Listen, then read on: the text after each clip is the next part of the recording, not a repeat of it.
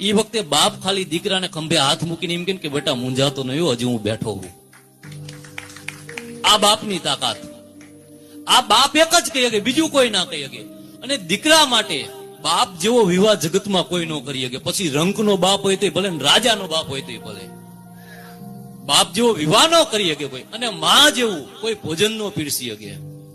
ગમે એવો દીકરો હોય, તમે કદાચ સારામાં સારી હોટલમાં જાઓ, કરોડોપતિ હોય, સારામાં સારી વિશ્વની હોટલમાં પહોંચી જાઓ, પણ માં જે થાળી તમને પીરસે, આવું હોટલ વાળું ન પીરસી શકે.